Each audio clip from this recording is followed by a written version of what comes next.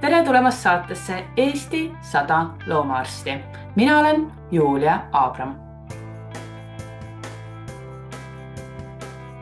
Tänase külalisega räägime valdavalt hobustest, sest tegemist on Ratsaspordiliidu asutajaliikmega, kes on rännanud üle terve Nõukogude Liidu ja seetõttu oskab rääkida päris põnevaid lugusid. Ta jagab meiega täna väga huvitavat spordiala, mis omal ajal küttis väga palju kirgi. Ja tänasel päeval kindlasti kütaks see kirgi sama palju kui mitte rohkem loomakaitsjate seas. Tema pikk elu on andnud talle palju huvitavaid kogemusi, mida ta täna meiega jagab. Mulle meeldis ka, kus Andres jagas oma kogemusi, oma mõtteid, kuidas tänapäevased loomaarstid võiksid hakkama saada selles keerulises ajas. Ma loodan, et te saate siit väga palju põnevat teada, sest et tänane külaline on Andres Tuvi.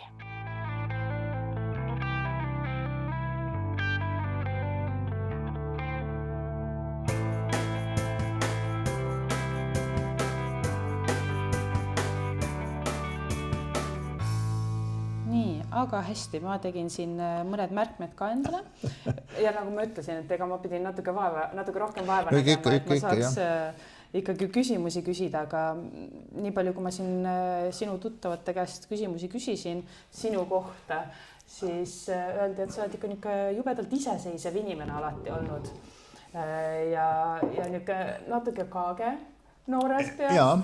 Nii et aga hakkamegi otsast peale. No hakkame peale. Mis sa seal noorena siis hakkama said, et kohe võiks nagu kaagena pidada?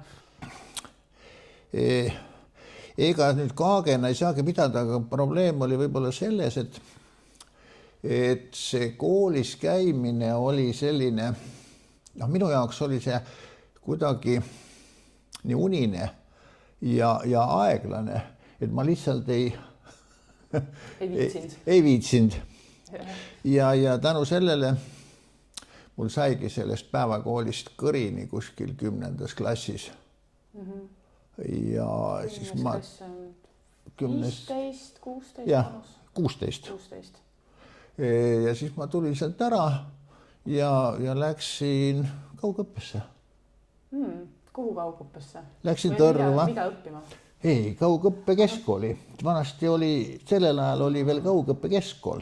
Ainult, mitte midagi muud ei õpetatud. Vanasti, kui me räägime vanasti, siis ma saan aru, et see on kindlasti eelmine sajand, aga... See oli, ma ütlen niimoodi, et see oli 70. Jah, 1970. No see oligi vanasti, ütleme siis niimoodi. Ja siis ma lõpetasin selle ära. Samal ajal, kui ma seal kaugõppes käisin, ma töötasin traktoristina. Et siis päeval traktorist, õhtul koolis? Ei, koolipäev oli üks päev nädalas. Ja siis sa õpid selle võrra kauem? Ja ei õpi kauem. Kuidas see siis käis niimoodi? Oligi niimoodi, et käisid, esmaspäev oli koolipäev, siis oli hommikul hakkas see pihta ja õhtuni kõigi ainetunnid olid ühel päeval. Ja siis pidid ise kodus õppima jõudumööda. Ja järgmine nädal läksid jälle kooli esmaspäeval. See oli ametlikult töölt vaba päev, isegi palka maksti selle päeva eest. Aga see selles mõttes, et 16-aastasena niimoodi, sa jäid ikkagi koju elama, ma saan aru? Ja, siis ma elasin kodus. Aga kuidas vanemad suhtusid sellesse, et sa niimoodi otsustasid, et aitab küll? Ega neil seal midagi üle jäänud, kui ma otsustasin niimoodi, et ma sinna päevakooli lähen, siis oligi nii. Ja eks mingisugune, kui tekkis mõte sinna EPA kooli minna, siis oli küll selline natukene hirm, et kas ma nüüd selle kaugõppega kooli baasil sinna nüüd sisse peaksin saama. Aga EPA-sse minek oli sul kohe nagu... Kohe, ütleme, mingit vahet ei olnud. Kevadel lõppes ära see keskkool ja sügisel oli juba sisseastumine, sest kui sa ei oleks sinna EPA kooli sisse saanud, siis oleks tulnud kohe sõjavägi peale. Aga veterinaaria, mis hetkel tuli mängu, et võiks loomaarstiks hakata? Veterinaaria tuli mängu tegelikult ütleks niimoodi, et 11. klassi kevadel tuli selline mõte ja siis ma elasin seal Valgamaal ja siis ma läksin Aakre vettjaoskonda. Kool ei lõpetatud, et mul on nüüd selline plaan, ma tundsin seda loomaarsti ka, et mul on selline plaan, et läheks võib-olla veterinaart õppima, aga nagu tutvust natukene selle asjaga.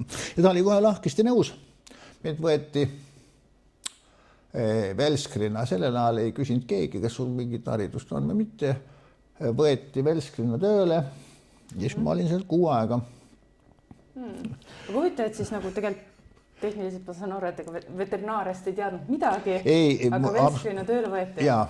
Ilusate silmade ja tugevate musklite eest? Küsimus oligi selles, et ma saaksin nagu mingisuguse pildi. Muidugi ega see, kui mulle õpetati kohe nädala jooksul ära, kuidas tuleb süsti teha ja niisugused, ütleme lihtsad asjad, mida tarvis teha, need õpetati ära ja neid tuli ka teha seal, mitte ainult vahtida niisama seal, et vaata, mis nüüd toimub siin, et ikka tööd tuli teha ka natukene.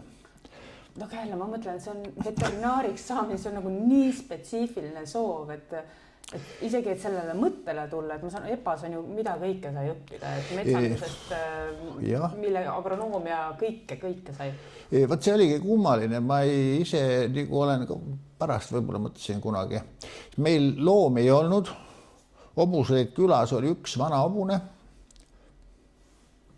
Et mul ei olnud nagu nendega praktiliselt erilisi kokkupuuteid üldse ei olnud. Aga kuskilt see mõte tuli. Ja õnnestus ka see realiseerida, ütleksin selle peale. Ütleks, et väga edukalt realiseerida. Ja nii ta läks tasapisi. Muidugi see sisse saamine oli ka niisugune, et natukene, eks närv oli püsti siis ikka, sest ma mäletan, me olime EPA-sse pandi meid elama, kui me sisseastumise eksameid oli ja meil oli seal paar sellist, ütleme kiituse medaliga lõpetanud ja kuidas nad olid ja need olid sellised, üks eriti, ükskõik mida sa küsisid, kohe see vastus tuli. Aga tema õnnetuseks ta ei olnud teinud elus ühtegi eksamit. Ja kui läks eksamite tegemiseks, siis esimese eksamiga ta kõrbes kohe läbi. Närveeris siis nii kõvasti? Jah, ühesõnaga, tal ei olnud nagu mingit eksami kogemust ja ta lihtsalt oli endast nii väljas, et tal ei tulnud mitte midagi meelde. Mul ei olnud sellest suurt midagi, ma pingutan kuidagi natukene ja õnnestus. Eks sellel ajal oli ka, ma ei mäleta, kui tugev see konkurents oli, aga ma arvan, et kuskil 2-3 tükki koha peale ilmselt oli. Kas ma eksin, kui ma ütlen, et enamik oli tollel ajal meesterahvad, kes veterinaariasse? Jaa, meid oli 26 ja meil oli 6 naisterahvast. Ja palju nendest inimestest tänapäeval ka veterinaariaga tegelevad? Või üldse, kas on juba õige öelda, aga alles on? Veterinaariaga tegeleb vist, ma arvan, paar inimest, üks naisterahvas, ma arvan, tegeleb veel natukene ja üks meesterahvas ka. Ja muidugi terve rida kursusekaaslasi on juba läinud. Kahjuks peaks ütlema ka seda. Ja paljud muidugi töötasid natukene aega ja mingil põhjusel valisid omale jälle mingisuguse muu töökoha. Sest kuhu ma sihin on see, et kui me räägime praegult, et lõpetajad ei pruugi alati veterinaaria valdkonda jääda, et miks nii, et siis küsimus on, kas see oli ka vanasti niimoodi või oli nii, et kõik, kes lõpetasid, kõik läksid praktiseerivaks? Kõik läksid alguses, aga ütleme niimoodi, lahknemine toimus siis, kui need majandid läksid laiali. See oli kuskil 90-ndatel. Jah, alguses seal. Jah, 90-ndatel. Vaat siis see süsteem kõik muutus, majandid kadusid ära, majandiarstid praktiliselt kadusid ka ära, siis tulid need volitatud taolised ja vaat siis toimus, ütleme, nagu selline kadu Sest varem oli majandis oli ikka 2, 3 või 4 loomaarsti.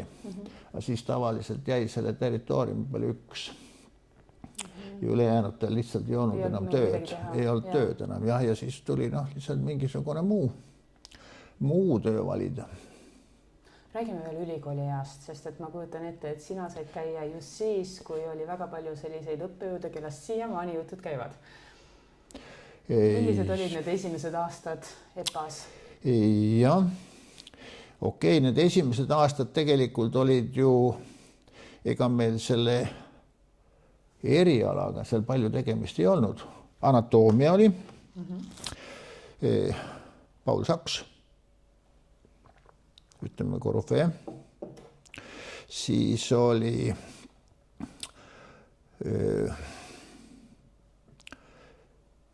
mis meil seal veel oli, hilisemal ajast muidugi tulid meile sinna, tuli Säre, siis oli meil ju Tehver, ei saa kuidagi kõrvale jätta ja meil oli veel au ka sisehaiguste, jumal, praegu ei tule see nimi meeldegi kohe. Last olla need, kes kuulavad ja vaatavad ja mäletavad või koha alla kuskile kommenteerida. See oli viimast aastat, ta luges meile sisehaiguste professor. Ja, kas tegi sünnitusabi? Ei. Tema oli Kaarde. Võt mina teda ei tea. Kindlasti mitte, jah, sina oled nii noor inimene, et ma arvan, et... Ma mäletan, mul ema rääkis teatavatest õppejõududest. Ja ma arvan, et sellel ajal ei olnud enam ka ju Saks. Või oli veel kuskil, ilmselt ei olnud. Säre ilmselt ei tegelenud enam õpetamisega, kui sina olid koolis. Ei, kindlasti mitte. Ma ise mõtlen pigem oma ema põlvkonda ja tema rääkis jalakast väga palju. Aga see läks. Jalakas oli, siis jalakas oli siis noormees. Andrianovit alguses veel üldse ei olnud, see tuli kuskil, kui ma olin, ma ei oskagi öelda, mitmendal kursusel. Siis ta lõpetas vist 2 aastat enne mind. Ja neid seal oli. Peterson, ma mäletan, väga tore inimene, tal oli alati, kõik teadsid ka seda, et tal oli alati piinlik, kui ta oskas üliõpilase käest küsida küsimuse, mille üliõpilane ei osanud vastata. Siis ta ise punastas ja vabandas. Ja tõepoolest, ega kui... See oli nagu huvitav. Ta oli hästi sõbralik ja tore inimene oli. Mõtlen, et ta nagu oli hädas sellega, et mida nüüd küsida, kui õpilane ei tea 1-3. Ja õppemetoodikad olid ka kindlasti hoopis teistsugused kui tänapäeval, et... No jah, ega ju siis ei olnud sellist võimalust üldse, et sa lõpetasid kursuse ära ja said järgmisele kursusele, kui sul oli mõni arvestus või eksam tegemata.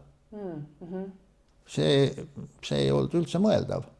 Sa 2 võimalust. Tehniliselt ei ole päris võimalik. Ma ikka vaataval kuulen, et mõni eksam on tegemata esimesest, teisest kursusest ja tudeng hakkab peaaegu lõpetama. Siin on need süsteemid on natukene teistmoodi. Eeldusainet peavad olema tehtud, et seal on ilmselt keegi võtab vahepeal akadeemilise, siis ta teeb järgi. Ega see on nüüd jälle asi, mida me saame küsida õppejõududelt, kes tänapäeval Maaülikoolis töötavad. Kristel Peetsalu kindlasti oskab vastata kõikidele. Aga ma olen kindel, et ei saa. Siis ei olnud, kui sa ei saanud läbi kukkusid ja kordumiseksamid ka õigeks ajaks tehtud ei saanud, siis oli eksmatt. Ja kaitseväkke või sõjaväkke. Ja siis oli sõjavägi kohe ootas. Niimoodi plaksutas käsi. Ja. Neil ei olnud üldse pikka juttu. Vaid võeti kohe kratist kinni ja Venemaale. Aga EPA koolist sellel ajal ei võetud. Ja pärast seda lõpetamist õnnestus mul ka ära hiilida sellest asjast, et mina ei ole sõjaväes käinud. Kuidas sul õnnestus ära hiilida? Mitte, et seda teadmist saaks nüüd kasutada, aga midagi niisugust tundub, et siin on lugu taga. Ja, ega ta nüüd midagi väga saladus ei ole. Ma läksin Audrusse tööle. Audru Suvoosi peatohtril oli Pärnu haigla kirurg, hea tuttav. Ja siis tehti väiksed kokkulepped ja siis ma sattusin haiglasse. Ja siis mul olid maohaavad. See on nagu meelega või Ei, see oli põhimõtteliselt, see oli nagu planeeritud lugu, ütleks niimoodi sellel ajal ja ma ei tahtnud sinna sõjaväkke minna. Muidugi 2 aastat. Ja 2 aastat ja orjus põhimõtteliselt. Ja siis kuidagi õnnestus need asjad niimoodi korraldavad, sellel ajal niisuguste vigadega kodanikke sõjaväkke võetud. Ja siis mul antis sõjaväepilet kätte, öeldi, et mine oma haavadega kuhu tahad. Ja rohkem mind ei tülitanud enam see sõjavägi üldse, sest nende arust oli see selline parandamatu haigus. Aga see tahtis nagu natukene korraldamist ja tutvusi ja kõike muud taolist asja. Ja Pärnu oli, milles oli veel Pärnu eelis oli see, enamus maakondades oli sõjaväehaiglad. Nii. Ja kui sõjaväkke taheti sind võtta, siis saadeti sind sõjaväehaiglasse kontrolli, aga Pärnus sõjaväehaiglat ei olnud. Ja seal toimus see tavalise inimeste haiglas. See oli ka, kõik oli kuidagi korraldatud niimoodi. Nagu ikka kombinaatorid tegelevad asjaga. Ei alati liidus inimesi, kes said pakkuda teenuseid teatava tasu eest. Said sa niimoodi kerge vaevaga ära sealt või? Ma ei tea, minul ei kulunud midagi, aga ma usun, et Audru midagi ikka kompenseeris sinna kuskile. Sest et Pärnule oli tegelikult sind vaja? No jah, Majandile oli mind tarvis sinna ja Majand oli ilmselt aitas selle asjale, ütleme niimoodi, et Majand aitas selle asjale kaasa. Muidugi see parast kukkus see asi mittegi paremini välja, sest ma olin seal 1,5 aastat tööl. Ja siis ma viidi mind üle Vasalemuse voosi. Ja ma just mõtlesingi, et tehti mingi väike sahker-mahker ja siis sa leidsid ennast niitväljalt, eks ole. See oligi, et ma ütleme taustast nii palju, et kui ma olin 4. kursusel, siis ma läksin Tartu ratsabaasi loomaarstiks tööle. Seal enne oli tohtrina Hubert Pärnakivi ja temal olin ma kuidagi silma jäänud ja tema nagu pakkus mulle seda kohta, et hakka harjutama, et kui midagi vaja on, et ma aitas ka. Ja siis mul oli juba mingisugune, ütleme, nagu obuste kogemus tekkinud siis, kui ma kohe lõpetama hakkasin. Ja kuna siis, ütleme, Niitvälja baasis oli see jõudikoondised ja need ratsutajad kõik üle vabariigi kokku toodud, siis oli sinna nagu loomaarsti tarvis. Ja siis sellel ajal oli Männik põllumajandusminister ja kuidagi seda, mõtlen, et ei taha hästi rääkida, kõik vaatavad, et nagu terve elu on kombineerimine. Aga siis selle põllumajandusministri käskirjaga viidi mind üle Vasalemuse voosi ja seal ma tegin ka jõudumööda tööd talveperioodil rohkem. Suveperioodil tavaliselt mul oli neid võistlusreise nende hobustega nii palju, et praktiliselt ütleme nagu majandisse tööle väga ei jõudnud. See oli muidugi huvitav kogemus selles, et tänu sellele sai selleaegne, ütleme, praktiliselt kõik need 15 liiduvabariiki läbi käidud. Kas ma saan, enne kui me ratsaspordi juurde jõuame, kas ma saan õigesti aru, et ega tegelikult ei olnud ju sellel ajal, kui sina õppisid erilisi, ma ei tea, väikelooma teemasid, et olid põllumajandusloomad, hobused ja mis hetkel see hobune just nagu silma jäi sinu jaoks? Et oligi siis, kui kutsuti Tähtverre tööle või juba enne? Ta jäi natukene enne, ma läksin Tartu ratsabaasis oli võimalus tudengitel käia ratsutamas. Tasuta? Tasuta. Natuke äge.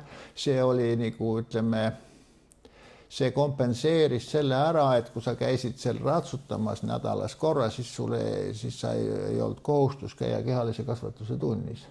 Ja seda me ei tahtnud, kehalises me ei tahtnud käia.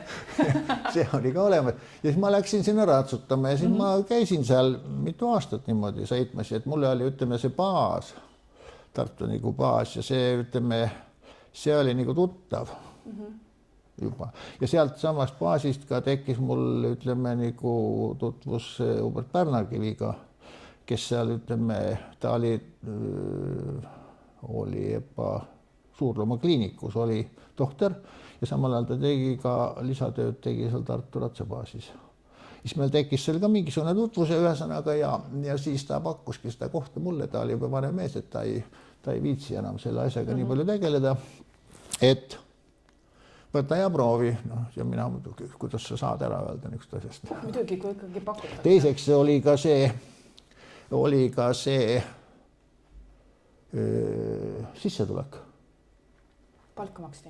Jaa, palka maksti ja mitte, kui ütleme, stipendium oli 40 rubla, siis sealt kuskilt palka maksti umbes 120 rubla kuus veel juurde. See on päris hea palk. See oli nii suur raha, et tegelikult pärast seda, kui ma sinna tööl läksin, mul nagu kodust. Ei olnud toetust vaja enam? Ei, siis ma sain juba täiesti oma rahakoti peal ära elatud täiesti rahulikult. Sest selgelt paljud tudengid käisid ju sellel ajal, käisid ju tööl, öösel laaditi mingid raudteed koormaid ja tehti ühte, teist, kolmandat, neljandat. Ma mõned korrad esimesel kursusel vist käisin, aga hiljem, kui ma seal tööl olin, siis ei olnud nagu vajadust selle järele. Aga kui ma eeldan, et see oli täiskohaga töö? Jaa. Et kuidas sa õppida jõudsid? Ei, see ei olnud nüüd niimoodi, ma ei pidanud olema seal hommikust õhtuni. Meil oli tegelikult ju betoni ja ratsabaasi vahe on seal sellisel samas, 200 meetrit. Ma just mõtlesingi, et mõnissada. 200 meetrit, et ma käisin seal õhtupooliti ja ega seal nüüd iga päev midagi teha ei olnud. Kui mõni päev oli tarvis midagi teha, siis kas nad leidsid mind, et ei olnud niisugust, et ma peaksin nüüd olema seal kogu aeg kohal. Seda ei olnud, vaid lihtsalt ma olin olemas, et kui midagi vaja oli, siis nad oli teada, kelle poole pöörduda. Aga kas sellel ajal tekkis juba selline ka kerged ratsaspordi huvid, et väikesed takistused, väikesed hüpped või see tuli kõik hiljem seal niitväljal? Seal ma ütleme, see ratsutamine seal oli selline lihtsalt, ütleme niimoodi, lihtsalt niisama sõitmine seal mingit hüppamisi ega mingit erilisi asju ei toimunud. Need olid tavaliselt sellised, nagu on need tänapäevalgi. Manees? Ei, maneesi ei ole, maneesi ei. Ma ei kujuta ette üldse. See oli. Siis oli kõik teed mööda Emajõge üles alla põldu. See oli tegelikult meie tund oli, plats oli ja talvel ka, meie tund algas õhtul kell 9. Talvel sõitsime väljas sõideti. Laterna, ütleme, valgustide valguses ja külm oli ka, see ei seganud kedagi. Kannatasid ära ja oma tunni ja sõitsid ära selle ja seal sai nagu mingisuguse sellise baasi, ütleme, nagu ega ma ei ole nüüd, kuidas öelda, mingi sport peale pole kunagi olnud. Ma olen kogu aeg teinud seda sellise, ütleme, rohkem nagu oma lõbuks. Vaat sellel ajal, kui mina ratsutasin, siis ei olnud sellised klasse nagu harrastajad ja amatöörid, mis on praegu ja kellel on eraldi arvestus.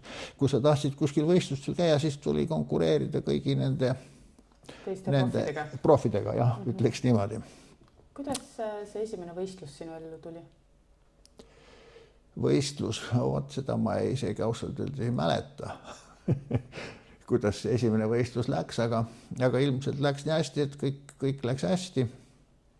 Või ma sõnastan ümber, et kuidas tuli üldse idee minna võistlusele ja milline see võistlus oli? Põhimõtteliselt ma tegin jõudumööda, tegelesin takistussõiduga ja mingil ajal ka natukene aega kolmevõistlusega, sõltus milline hobune oli. Mul on endal olnud aegade jooksul, ma arvan, et 5 hobust.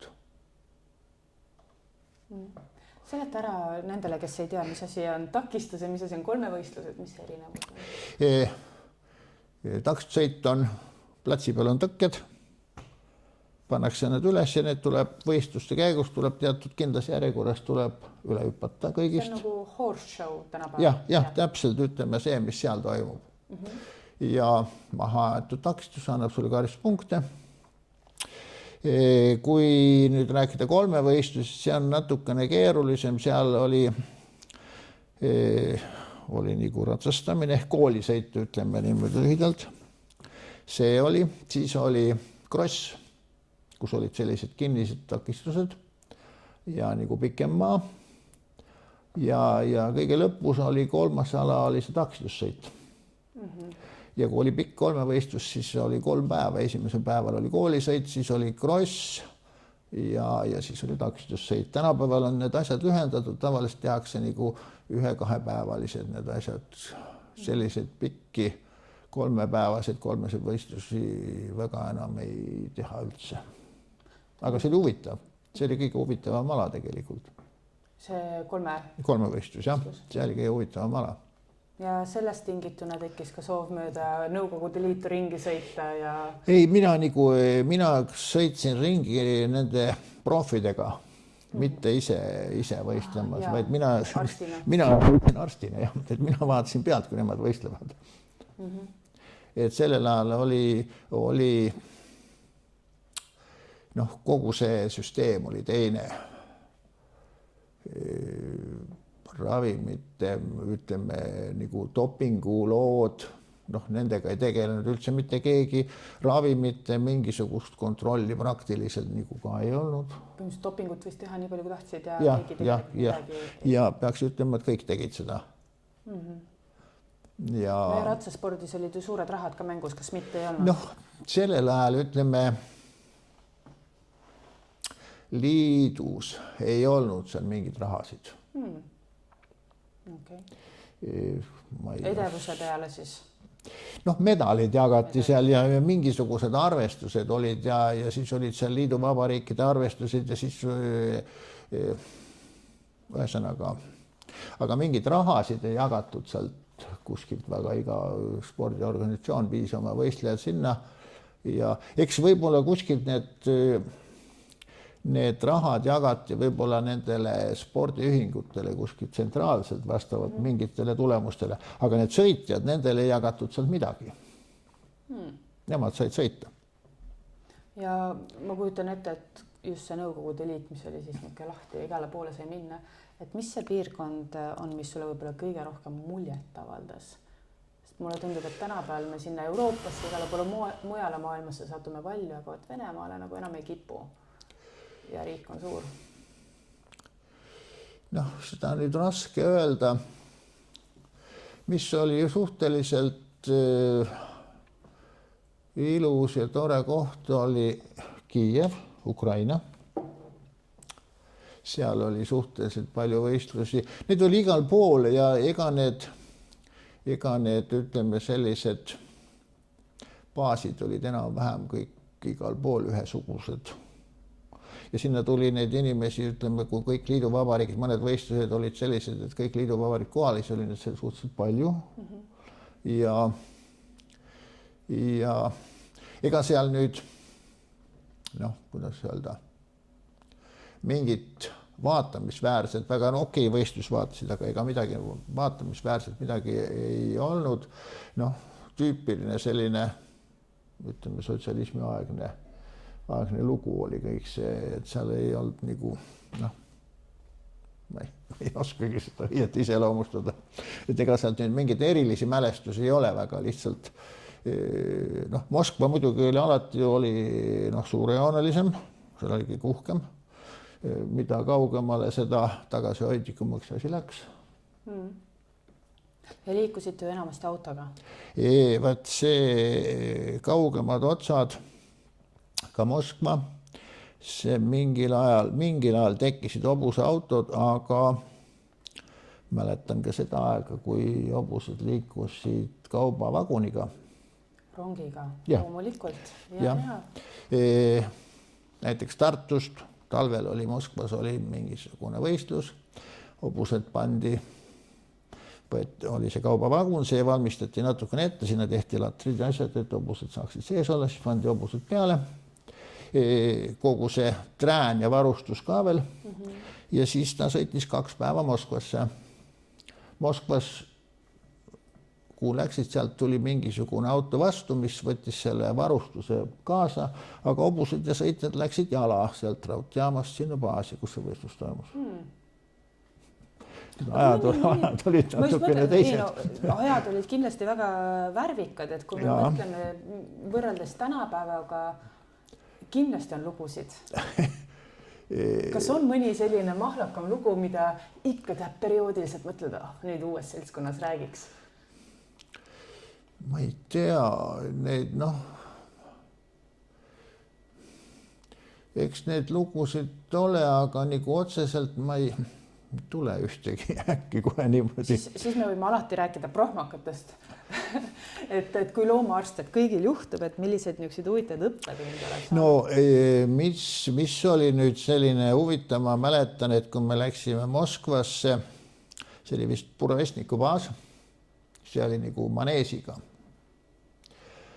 Ja seal võistluse eelneval päeval pandi see manees kinni ja siis toodi sinna maneesi valge saepuru ja šabloonidega värviti see kõik ära. Et see kogu manees oli selline nagu üks muster. Kauaks seda jagub? Ei, seda jagus nii kauaks, kui avaparaat sisse sõitis sinna, aga samas oli see väga ilus, kui ta oli valmis tehtud sõdurid, vaesekesed töötasid kogu öö, et seda ära värvida niimoodi. Ja kui hobused sisse tulid, ütleme, avaparaadile, siis oli see läbi. Need samad sõjaväelased, kuhu ei tahetud siis oli see läbi. See oli selline üllatus, mis see oli Moskvas, mida seal tehti. Eks seal toimus ikka olid ühed sellised üleliidulised võistlused. See oli nagu maasportlaste mängud, mis sinna oli kohustus minna. Sinna tulid need kõik, ütleme, liiduvabariigid kohale ja kaasa arvatud ka need Aasia poisid, aga nendel on sellised need rahvusmängud hobustega on suhteliselt julmad ja kohati nagu meie jaoks nagu vastu võtmatud, et looma heaolu seisukohast või üldiselt jah, sest näiteks seal üks oli, seda kutsuti, ma ei tea, tal oli ka mingi ametlik nimi, meie kutsusime seda kitse katkumiseks. Õnneks oli see kits surnud. See oli see platsi peal ja siis tuli sinna, ma ei tea, kas need oli seal 7, 8 või 10, 2 võistkonda oma hobustega. Ja siis pidi 2 väravat oli ka kuskil platsi ääres. Ja siis tuli see surnud kits selle platsi keskelt sinna väravast läbi toimest, sellest said jälle punkti. Ja selle käigus toimus muidugi täitsa jõhker kaklus selline. Ja tavaliselt, et see kaklus väga hulluks ei läheks, siis see oli ainuke võistlus, mille käigus toodi tavaliselt 2 veekahuriga autot sinna platsi äärde. Et kui ikka väga suureks sajaks läheb, siis on vee peale lasta. Need meeskonna liikmed siis omavahel? 2 erinevat võistkonda, aga see nende jaoks oli see mäng nagu elu küsimus. Au, see oligi au, jah. Et kui kas või nui 4 peab saama, seal ei hoolitud midagi, sõideti teisi, pikkali tõmmati seljast maha, kõik võimalikud.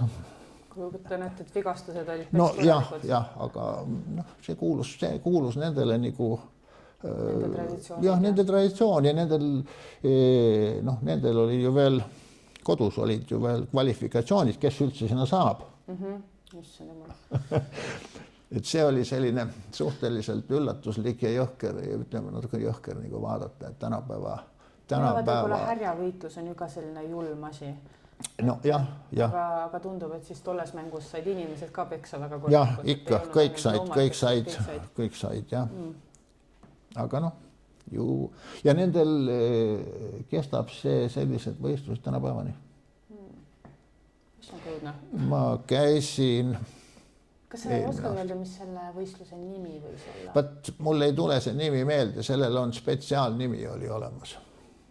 Okay. Võib-olla chat ütleb. Ma pean küsima, härra Kolmi käest, ma arvan, et tema kindlasti ta oskab seda öelda kindlasti, mis selle asja nimi oli.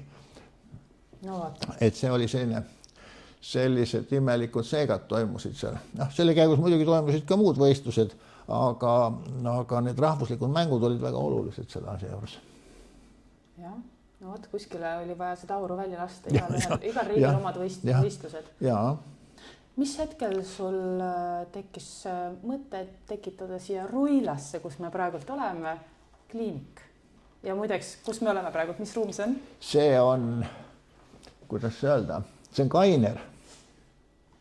Me kutsume ta kaineriks või kartseriks või siin võib ju, põhimõtteliselt on see selline ruum, kus narkoosist hobune ärkab ja osad on, ütleks niimoodi, et enamus ärkavad ju kultuurselt, aga on mingi 10%, kes on sellest hoolimata, et jalad ei kanna, ilmtingimata on tarvis hakata püsti tulema ja siis tõustakse ja kukutakse ja vaat selle jaoks on sellised pehmed seinad, ja see ruum ei tohi ka väga suur olla, et ta ei saa hoogu võtta kuskilt niimoodi ja siis see leevendab need kukkumised ära.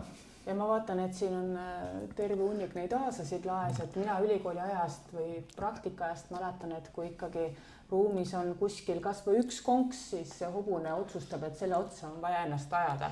Et kas see päriselt ka niimoodi? Ei, ta siia otsa, need on just mõeldud selle jaoks, et siit pannakse nöör läbi, et kui see asi on, siit saab teda hoida, natukene ohjeldada seda hobust, kui ta, ütleme, hakkab ärkama, pannakse 2 nööri. Üks saba külge, teine läheb sinna, ütleme, pea külge ja siis on võimalik teda nööriga natukene niimoodi taltsutada, sest kui ta on, ütleme, selline 700 kilone hobune ja kui ta on sassis ja tõuseb ja kukub, siis üldiselt ei ole väga tervislik temaga väga lähedalt kontakteeruda, sest see võib lõppeda väga halvasti. Absoluutselt. Nii, aga kliiniku idee siia kanti? Millal see tuli, ma arvan, umbes 20 aastat tagasi. Kas mitte rohkem juba? Ma isegi vaataks mingid numbreid, ma vaatasin, et seal isegi 30 hakkab juba paistma. Sellisel kujul ta võib-olla on 20 aastat. Ma tulin siia, varem ma olin Niitväljal, seal oli meil ka väike niisugune kliiniku taoline, kui ma seal tegin tööd. Mingil ajal kolisime siia, siis mul ei olnud, ütleme, need ruumid oli üks teine väiksem ruum oli, kus sai mingeid asju tehtud. Aga see ruum on, ma arvan, et need ruumid on siin 20 aastat umbes niimoodi, sest ma tulin ära veterinaarkeskusest, nüüd peakski saama kohe 15 aastat tagasi. Siis ikka on. Et need on kuskil 20, varem oli siin ees ruumis oli üks väike pukk ja seal midagi sai natukene tehtud. Aga siis tekkis nagu vajadus nagu, kui me ära, ütleme, enam ei käinud sellel, ütleme, riigitööl, siis oli nagu tarvis päeva nagu rohkem sisustada, et midagi, ka siis teeniks midagi ja siis sai need ruumid tehtud niimoodi. Ja tasapisi hakkas ka tekkima aparatuuri, sest ma peaks ütlema, et mul on õnnestunud olla väga, väga heal ajal. Sest kõik asjad on nähtud, kui me alustasime, siis praktiliselt ju ei olnud veterinaarias aparatuuri. Praktiliselt mitte mingisugust. Ja stetoskoop ja käisid sõrmed. Ja stetoskoop oli olemas. Siis mingil ajal ma mäletan, see progress on, kui hakkad mõtlema, see progress on täiesti kohutav. Kui ma siia tulin, ma muretsesin röntgenaparaadi, mis kaalus ligi 300 kilo. Kuidas sellega toimetatakse? Seal olid rattad all, suured rattad all, see lükata.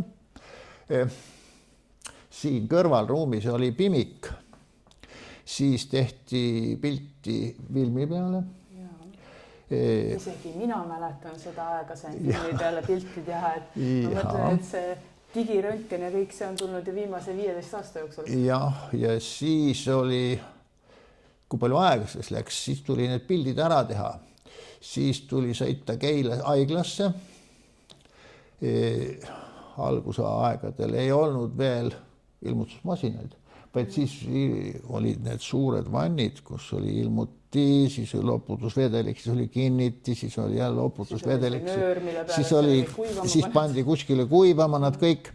Et ütleme niimoodi, et üks müügihobune, ütleme paarkümmend pilti, selleks kulus praktiliselt päev. Hiljem õnnestus juba hankida ilmutusmasin, mis seda filmi ilmutab, siis läks juba asi kiiremaks, siis sai sellise töö võib-olla ära tehtud 2 tunniga. Siis edasi tuli juba, ütleme, niisugune pooldigitaalne, mis luges nagu plaati, ta luges selle plaadi ära paari minutiga arvutisse sisse, siis tuli juba arvutisse sai, siis sai selle töö ära tehtud, ütleme, tunniga. Nüüd on täisdigitaalsed. Kui väga kiiresti tahtes, ma ei tea, kui kiiresti jooks ära teha, aga põhimõtteliselt pildistamise ja pildi tulek arvutisse on 5 sekundit. Ja vaata, kui palju see tegelikult tõesti tehnika areneb ja ühtepidi saab rohkem loomi aidata, teistpidi see võiks ju odavam ka nüüd olla, eks ole? No võt see odavam ei saa väga olla, sest kahjuks kogu selle kvaliteedi tõusuga on ka nende aparaatide hinnad kaasas käinud. Et seda muretseda on päris kallis. Ja ta peab ennast nagu tagasi teenima.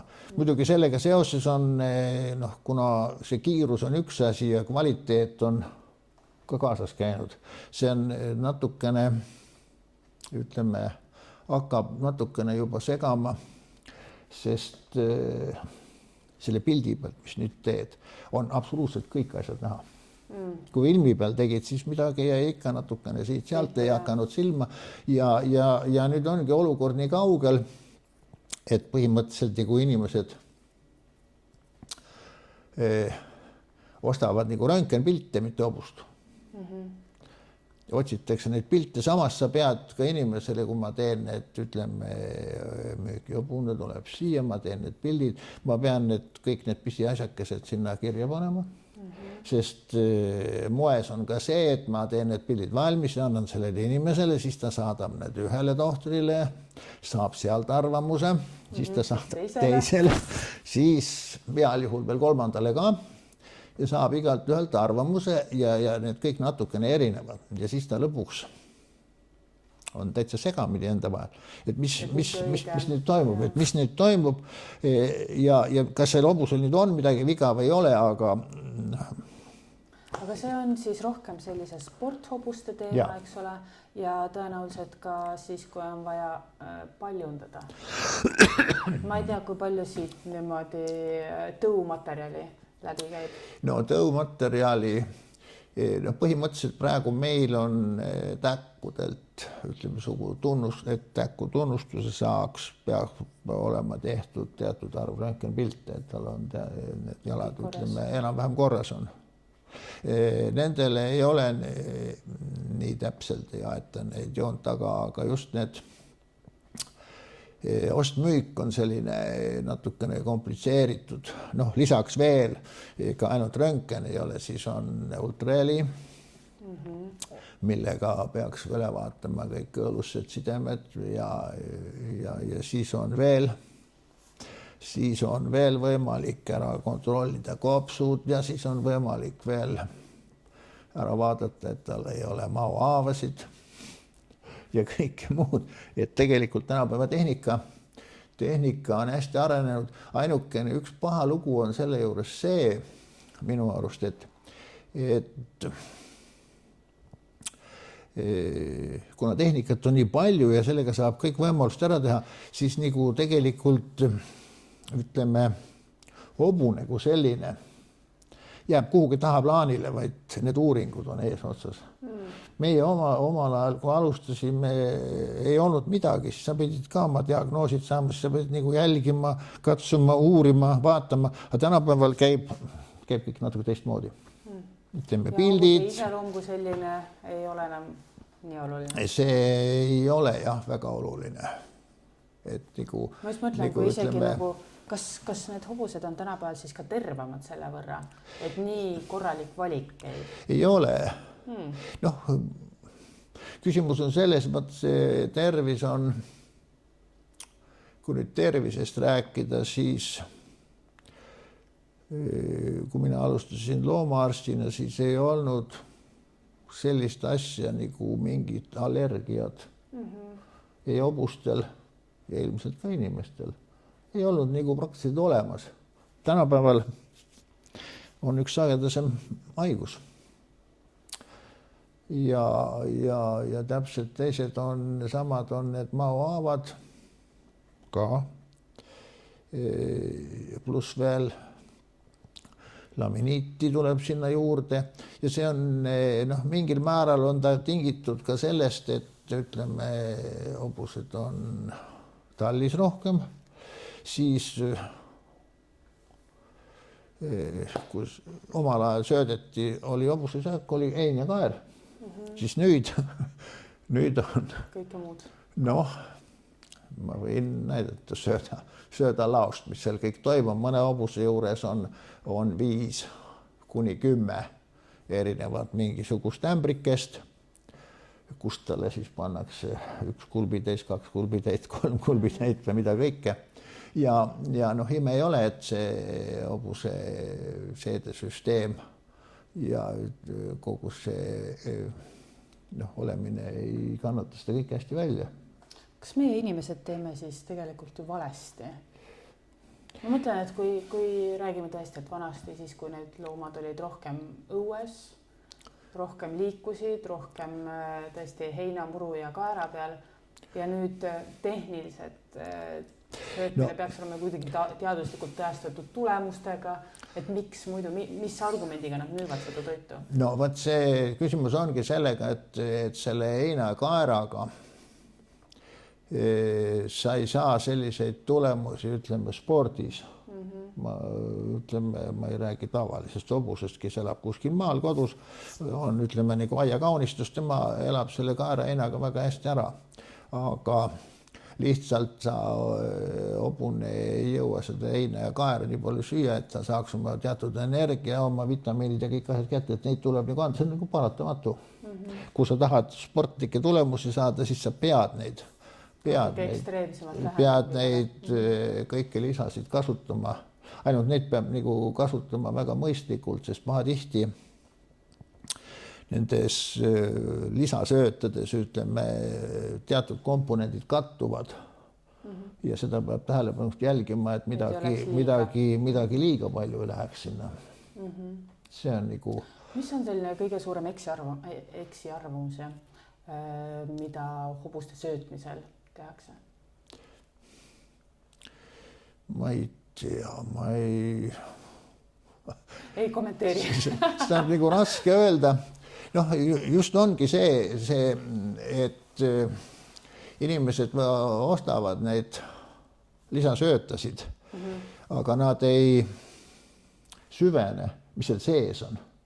Võiks kokku liita, ütleme, palju seal on mingeid vitamiine, siis on mineraale ja kõike muud ja siis vaadata, mis see norm, mida hobune peaks saama.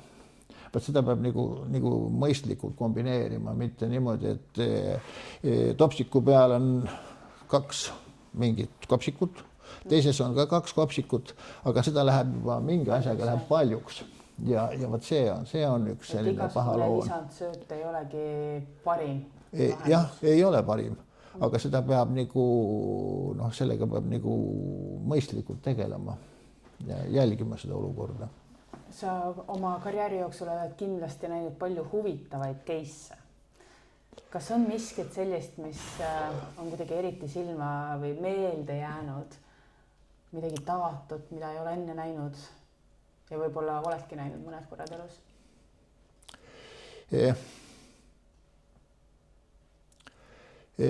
Noh, on ikka neid selliseid case. Üks selline, see mul hästi meeles, mis lõppes väga halvasti, aga seal ei olnud ka nagu midagi teha, ma mäletan. Oli Suurvarmis oli leht poegis ja nagu ikka vahel juhtub, tuleb see emakas välja. Ja kui ma olin öösel tund aega seda seal tagasi toppinud ja peaaegu jõudnud sellega ühele poole, siis tuli mingisugune teine lehma nägu, kes oli lahti saanud ja ta arvas, et ta peab täpselt minu ja selle maas olema lehma vahelt läbi minema ja muidugi sinna emakale peale astuma. Vaat siis mõtlesid küll, et no kurat, külm, märg ja peaaegu veel 5 minutit võib-olla midagi teha natukene ja siis tuleb tema rahulik ja ta peab just ilmtingimata nagu kätte maksta. Nagu kätte maksta, trügima, ruumi on kui palju igal pool. Aga ta peab täpselt see minu ja selle lehma vahelt läbi minema. Et selline asi jääb nagu meelde.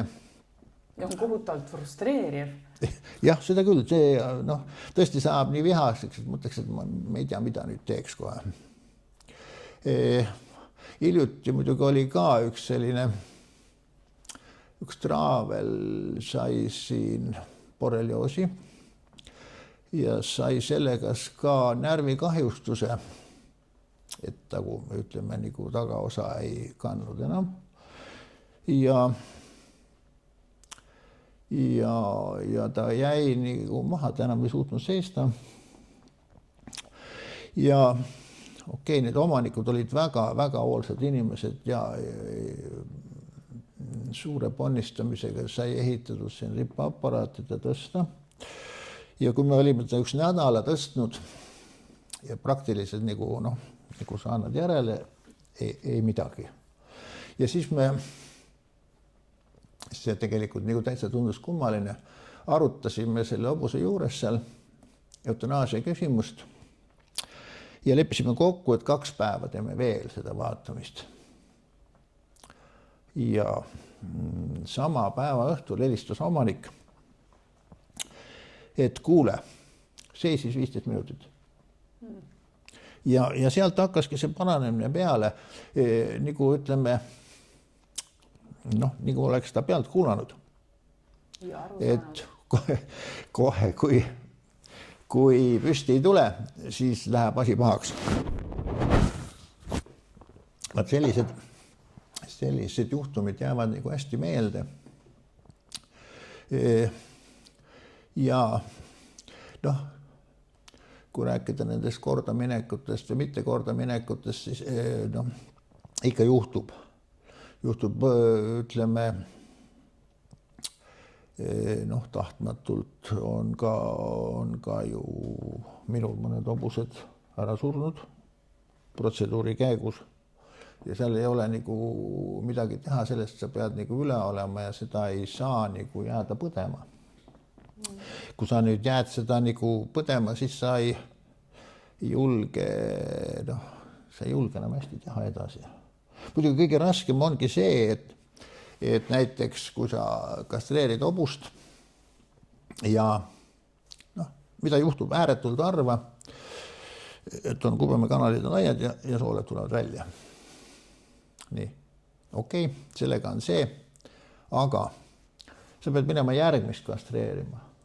Vaat see on niisugune natukene mõttekoht, vaat siis mõtled, et kas ma nüüd teen seda või ei tee. Ja vaat kui siis selle tegemata jätad, siis võibki see töö katki jääda. Mis on see sisemine heitlus, mida sa pead sellisel hetkel? Või kuidas sa argumenteerid või julgustad ennast ikkagi minema ja ära tegema? Ma ei tea, see lihtsalt tuleb teha. Küsimus on lihtsalt selles, et see tuleb teha olugi, et nagu mõtled enne, et kas ma ikka pean seda tegema. Aga siis tuleb minna kohale ja ja lihtsalt teha. Lihtsalt hakata tegema. Lihtsalt teha, üks samm teise ette lihtsalt ja seal ei ole nagu noh, tuleb ka loogiliselt mõelda, et kui sa oled enne teinud neid sadu, ühega nüüd juhtus see, loomulikult on natukene moment, hakkab sulle häirima, aga see ei ole nagu loogiline, et 2 tükki järjest sulle satub. Vaat kui 2 järjest juba peaks sattuma, siis peaks hakkama mõtlema, et huvitav, kas ma teen nüüd midagi valesti või oli see ka jälle juhus. See üks tuleb panna lihtsalt juhusse alla. Vaat see on, kui sa oled juba, ütleme, tükk aega töötanud, siis on see asi lihtsam. Aga vaat kui sellised asjad juhtuvad, ütleme, noore tohtriga, see viib ebakindluse ära, teiseks see hobuse omanik vaatab sellele ka natuke teise pilguga, et tuli nüüd noor tohter, keeras mingisuguse jamma kokku, hobune suri ära. Kui see, ütleme, juhtub nüüd minul, kes ma olen mitukümmend aastast seda teinud, siis sellesse suhtutakse natuke teistmoodi. Et nendele on nagu lihtsam ka sellest aru saada, et see on lihtsalt juhusvanud õnnetus. Et ei ole nagu, et ilmselt ei ole tegu oskamatusega, vaid lihtsalt see vahel juhtub, seal ei ole midagi teha. Ja ma ei kujuta ette, et oleks üldse kunagi kuskil olemas inimest või loomaarsti, kellel ei juhtuks mingisuguseid asju, mis ei lähe nii nagu minema justkui pidi, sest et elus on alati väljakutseid, alati juhtub midagi ja minu isiklik kogemus on see, et kui ikkagi juhtub midagi, siis sellest sa õpid kohe nagu ekstra palju. Vaat siin ongi, et kas nüüd õpib, see ongi, kui näiteks selline asiga nüüd juhtub, kui sa mõtled selle protsessi läbi, mis sa tegid, siis tegelikult kõik nagu kulges nagu plaanipäraselt. Ütleme, mitte midagi, mõnega on vahel mingisugune accident, hakkab seal vastu või kukub või midagi taolist, siis ma saan aru, kui see juhtub, aga kui kõik kulgeb, ütleme nagu täiesti tavalist rada pidi ja siis see juhtub, seal ei ole midagi teha. Et see nagu ei saa, sellest ei saa väga teha, olugi, et see natukene mõjutab sind. Samas jälle, iga kordaminekud on ju palju rohkem, ütleme, et iga terveks saanud või ütleme korda saanud hobune on ju tegelikult korda läinud töö. Et neid on nagu rohkem ja nendest tuleb nagu seda positiivset otsa võtta. Hobustest rääkides, mõned inimesed on mulle rääkinud, kuidas nemad ütlevad, et nende hobune räägib nendega. Nende hobune mõistab neid igat sõna. Millised on sinu kogemused sellise inimese ja hobuse vahelise suhtega? Ega ta nüüd, hobune on muidugi, ütleme niimoodi, hobune on väga tähelepanelik jälgija. Ja hobune tunneb kindlasti oma sõitjat või omaniku, kes temaga tegeleb, paremini, kui see sõitja seda hobust. Sest hobused on oma karjaski suhtlevad väga pisikeste märkide ja asjadega ja nad saavad väga hästi aru, mida see inimene plaanib. Kui mingi võõras inimese on teine asi ja kui tal on see oma inimene, kes on temaga juba aastaid tegelenud, siis ta teab täpselt, mida tast tahetakse ja mida ei taheta. Ja muidugi, kuna hobune on karjaloom, siis sa pead alati temaga suhtlemises olema nagu karjajuhi positsioonis, kui sa selle nagu käest ära lased, eriti täkkudega võib seda juhtuda, siis ta võib arvata, et tema ongi ülemus ja sina oled siin lihtsalt niisama ja kui ma ei taha, et sa siin oled, siis ajan sul minema siit. Et see on nende puhul nagu suhteliselt oluline ja muidugi kui nüüd eks omanikud räägivad kõik, et minu hobune on tark ja räägib ja kaunis ja kõike niimoodi. Noh, see on tema, ütleme, see ilu on vaataja silmades, et seal ei ole, seal ei ole midagi teha. Muidugi mõni, sõltub kui hobusest, mõni hobune on niisugune viisakas. Teine on niisugune tüüp, kes üritab seda kohe ära kasutada. Ja, kuidas ära kasutada? Ta käib, ütleme omaniku ja omakasupüüdlikult, jah, kui sa midagi ei anna, siis ma ei tee seda. Teist ja kolmat. Ja iseloomulik on. Kui ta ei taha sõitma minna, siis ta ei lähe. Aga kui omanik on tasemel, siis ta tasapisi harjub sellega ära, et tuleb peab. Ja mälu on neil ju ka päris hea. Mälu on absoluutselt hea, see ongi, teil on nii hea mälu, et näiteks kui vahel satud sellise hobuse peale, kellele on tehtud süstimise või mingi niisuguse asjaga on tehtud liiga. Ja ta mäletab seda väga hästi. Ja hobuse juurde ei maksa kunagi minna süstal püsti käes.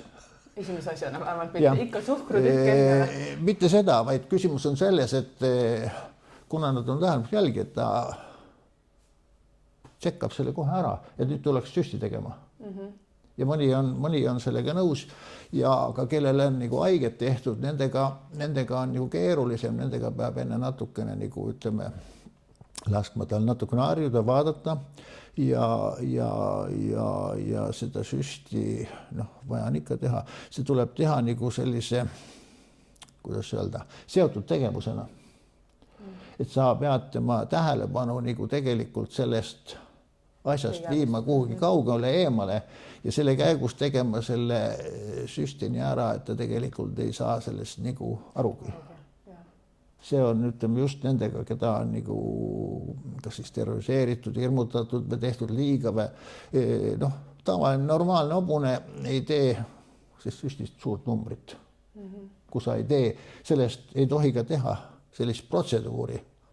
Võt mõned ka tohtrid, ega paljud ju kardavad seda hobust natukene ja siis, kui ta peaks seda süsti minema tegema, siis see protseduur tehakse nii keeruliseks, et see hobusel ta jääb meelde ja kui valus ka veel oli, siis järgmine kord ta ei ole nõus selle asjaga. Aga kas ta ei ole nõus laskma seda konkreetset inimest, kes süsti tegi või süsti üldiselt? Süsti üldiselt süsti. Sest ma kujutan ette, et neil on lõhnataju ka päris hea. Jah, nad tunnevad üldiselt inimese ära ja nad mõtlen, et kuna nad on head jälgijad, siis nad saavad aru, et sa tuled sinna midagi tegema. Sest osadega on ka selline lugu, et neil on nagu mingi vaiss loomaarsti peale. Et kui on tarvis midagi teha, siis see omanik peab enne, kui sina sinna platsi ilmud, siis on hobune tuleb kinni püüda. Ja teine lugu on hobune nagu harjumust ohver ka. Hobune lastakse hommikul karjamaale, aga kokku on lepitud, et arst tuleb lõunapaiku. Ja siis jõuab see arst kohale ja siis läheb omanik seda hobust tooma. Aga kuna aeg on täiesti vale kodutulekuks, siis hobune ei tule. Ta ei anna ennast kättegi. Ja selle ongi, ma olen paljudele ütlenud, keda tead juba niimoodi, et jätke see hobune sinna hommikul talli. Sest kui ma päeval sinna tulen, te ei pruugi ta kätte saada.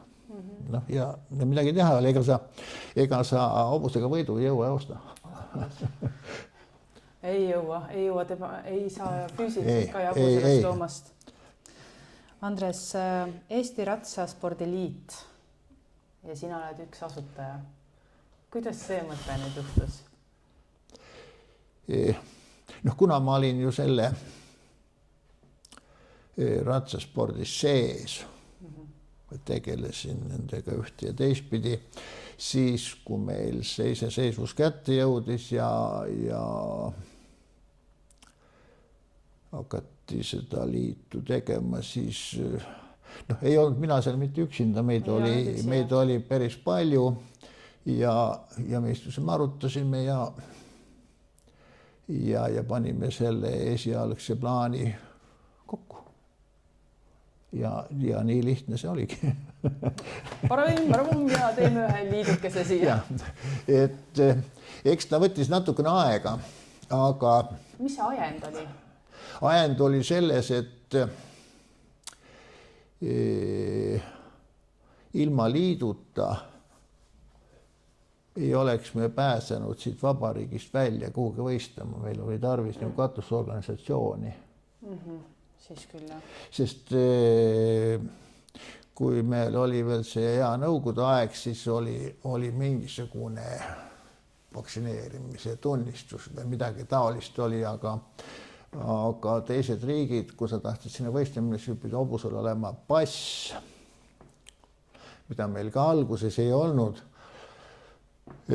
Ja pidi olema ka katusorganisatsioon, siis meil oligi niimoodi, et meil sai tehtud see Ratsaspordiliit ja selle käigus sai tehtud ka hobuse pass. Ja liit andis need passe välja ja mitu aastat enne, kui hakkasid tulema need tõuorganisatsioonide passid. Praegu liit ei anna enam ühtegi passi, sest tal ei ole seda õigustki. Et nüüd annavad hobuse passi välja tõuorganisatsioonid, pluss veel on Veil on oma sellised registreerimise nüansid selle asja juures, kes tahavad, ütleme, rahvusvahelistel võistlustel käia kuskil välismaal. Ma lihtsalt sõuan sinnapoole, et sinu teenete eest on antud sulle teenete märk. Või ma eksin? Ma arvan, et sa eksid. No nii, kohe ma vaatan. Mulle igal juhul oli kirjas kuskil väga tore. Ma ei mäleta. Sest et mind üllatas see, et ma ei leidnud rohkem infot, aga Eesti riigi 100 teenete märk. 100? Mis see tähendab? On oma panuse eest Eesti ratsasporti pälvinud ka ERL Ratsaliidu siis. Eesti Ratsaliidu 100. Vaat see, jah. Näed. Eesti Ratsaliidu 100 ja see on, jah. Ikkagi uhke värk. Ja see on mul olemas. Jah, no näed. Tundub, et vabariigi teenete märk on puudu lihtsalt sellest karbist. Hästi. Mis sind ees ootab? Sa oled siin peaaegu 30 aastat olnud siin loomaarst. Hobuste maailmas oled sa tuntud kuju. Siin teatakse kui otsekohest, väga punktuaalset loomaarsti, kes teab, mida ta teeb. Mis edasi? Edasi ei ole midagi. Ma edasi tõmban tasapisi otsi kokku. Sest järgmine aasta või õigemini, kui me võtame selle, et ma käisin aasta varem enne lõpetamist juba oli nagu loomaarstina, siis mul on seda 50 aastat seda tööd tehtud ja kaua ikka võib. Jah, miks seal ikka, et saab ju kodus istuda ei, vaat see ongi, et ma olen mõtlenud, et päris kodus on ei ole ka hea mõte päris istuda ja ega ma nüüdki praegu olen mul on õnn siin, et meil on siin Claudia, kes on hästi asjalik jakkaja ja ütleks ka niimoodi, et hästi ettevalmistatud hobustarst, et ma saan nagu asja võtta rahulikumalt, ma ei pea hommikul 8 tulema kodust välja ja vaatama, kas ma õhtu kella 8 koju jõuan. Et ma teen nagu seda tööd rahulikus tempos, mitte üldse sunnitult. Väga sunnitult ja ka kodus nagu ka ei taha istuda või see läheb nagu tüütuks või see läheb jamaks, et kui tervis kannatab, siis ma teen mõningase aja veel. Muidugi teatud töid ma enam ei tee. Arusaadav. Noh, mis on, noh, siiski ei ole, ütleme niimoodi, et ei ole nagu esimeses nooruses enam, et kõiki asju ei saa hästi teha. Noh, neid ei ole küll palju, aga ütleme sellised nagu rektaalsed uurimised ja mõned niisugused raskemad lood, neid ma hea meelega ei tee. Mis sa arvad või mis sa tahad, et oleks sinu pärand? Mis mõttes? Pärand, mis sa tahad endast maha jätta tulevastele põlvedele? Ma ei tea. Ega siin ju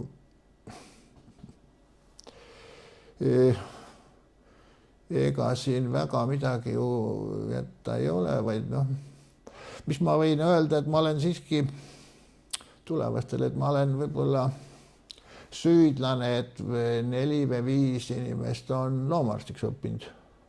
Väga hea. Suurepärane. Et ma võin seda öelda, et siin on, jah, ma arvan küll, 4-5 kindlasti on tulnud ja nendest on ka, ma arvan, et enamus on jäänud loomaarsti kutse juurde. Suurepärane tulemus. Andres, mul on siin saates traditsioon, kus eelmine külaline jätab küsimuse järgmisele külalisele teadmata, kellele ta selle küsimuse esitab. Ja sulle esitatud küsimus. Kui sa saaks ajas tagasi minna, kas sa läheksid taas loomaarstiks õppima? Jaa, kindlasti. Sest ma ei ole selles erialas kunagi pettunud. Mulle meeldib see töö. Ja see on ka võib-olla põhjus, miks seda tööd on nii kaua tehtud. Sest minu arust, kui ma kuskil mingi ajaühikus taibanud, et see töö mulle ei sobi, siis ma ei oleks seda tööd enam teinud. Et see lihtsalt on selline töö, mida ei saa teha vägisi või ütleme ka sel juhul, et kui ma hommikul ärkan üles ja ma nagu ei tahaks nagu tööle minna, et see on mingi jama, ma ei lähe sinna. Vaid teistpidi on see jälle selline töö ju, et kahte ühesugust päeva ei ole. Vaat siin ongi see vahe on, ütleme, sellises nagu väljasõidu ja kliiniku praktikas, ütleme, vaat kui kliinikus sa lähed ju hommiku tööle, et teed sealt 8 tööle, võib-olla kell 5 lõpeb ära ja enam vähem sul on see rutiinne töö, niimoodi teed seda 2, 3, 4, jah, mingisugune, aga meil on see päev niimoodi, okei, on mingid planeeritud tööd, aga sa kunagi ei tea, millega see päev lõpeb. Ja see on huvitav. Ja samas ju ka väljakutse perele. Jah, et siin ei ole nagu ma ei oska ennast kujutada mingis tehes rollis. Kui peaks nüüd tänasel päeval noort veenduma ja sul on juba 5 inimese kogemus olemas, kuidas sa seda ametit müüks nendele noortele, kes on põhimõtteliselt vastu ei ole, aga otseselt nagu ei ole kindlat visiooniga loomaarstiks õppima olla? Võt ma ei teagi, minu arust seal ei ole nagu sellist retsepti, vaid tegelikult seal inimesel peab olema endal ka mingisugune huvialge. Siis on võimalik seda müüa. Võtta lihtsalt üks tavaline inimene ja hakata talle seda nagu müüma, võib-olla see ei lähe hästi. Tal peab olema siis mingisugune side, kas mingite loomadega natukene, kas loomaarstiga või arstiga või mingi asjaga mingisugune side ja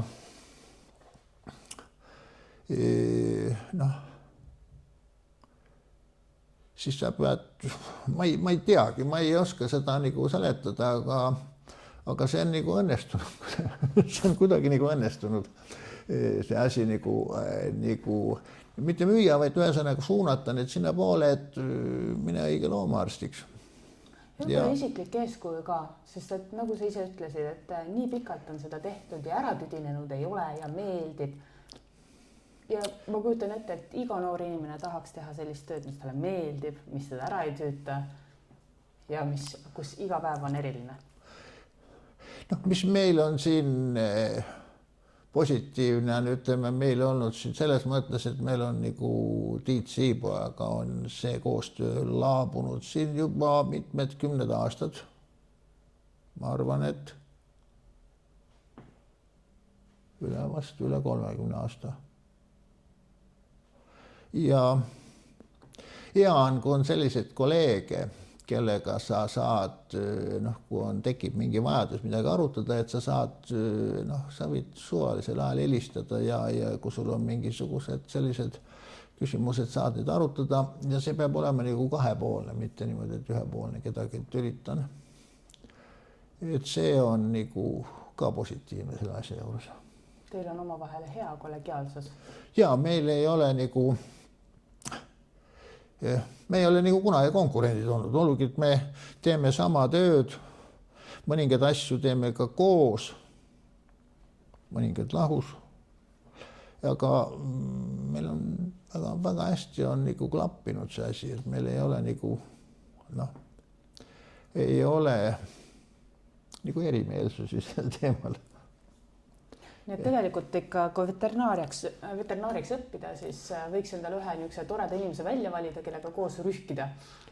No vaat siin on ka, kui õppida, vaat siin on üks probleem, on tänapäeval vist on see teravam, et need tulevad ju koolist, tuleb see noor tohter seal koolist. Okei, kui ta läheb sinna suurde kliinikusse, seal on kolleege ümberringi, keegi ikka toetab sind, kellegi, kes saab midagi küsida. Aga miks nad ei taha väga suurlooma tulla, tavaliselt on see üksiku inimese praktika. Ja kui sul ei ole ka ühtegi vanemat või ükskõik millist kolleegi, kellega nüüd ütleme midagi arutada, siis sa oled noore tohtrina, oled pahatihti hädas ja ebakindel, mida teha. Ja kui siis tuleb selliseid ebaõnnestumisi, siis lihtsalt ühel päeval tuleb see otsus, et ma ei tee seda tööd enam. Ja võt siis teine võimalus, et see töö lihtsalt muutubki selliseks vastikuks, et hommikul ärkad üles ja mõtled, et ma ei taha sinna tööle minna. Aga see on just see, et ta nagu, see nagu ebakindlusest.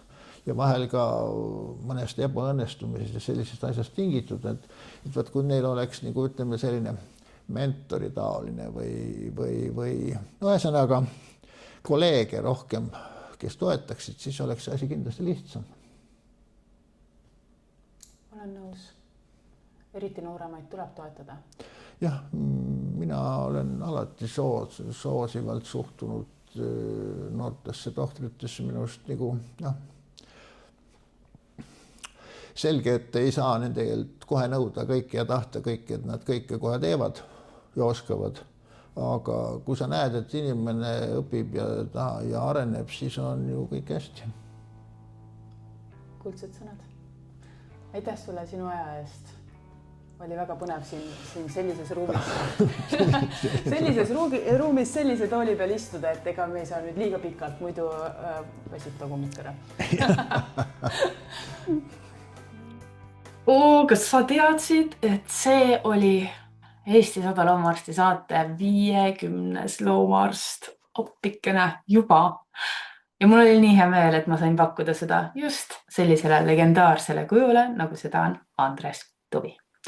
Ma loodan, et sa said siin sellest saatest palju mõtteid, palju ideid, mida kaasa võtta ja ma loodan, et idee ja mõte, mille Andres õhku viskas seoses mentorlusega, jäi sulle kuskile niimoodi siia hinge resoneeruma. Sest et just Eesti Loomaarstide Koda on kokku pannud mentorite programmi, mis on alles arengus, aga me tõesti püüame toetada oma noori kolleege. Ja kui sina tunned, et sa tahad selles programmis osaleda kas mentorina või menteena või lihtsalt inimesena, kellel on mida jagada, anna endast meile teada. Kui sinul oleks võimalik uuesti valida, kas sina valiksid taas oma erialaks veterinaarmeditsiini? Vasta mulle siia alla ja loodame, et saame kuulda natuke rohkem erinevaid lugusid ja huvitavaid vastuseid. Kui sul on ettepanekuid, keda veel võiks intervjueerida, siis kirjuta, võta minuga ühendust, anna teada ja oodatud on ka loomulikult põnevad küsimused, mida külaliste käest küsida. Aitäh, et kuulasid, järgmise korrani!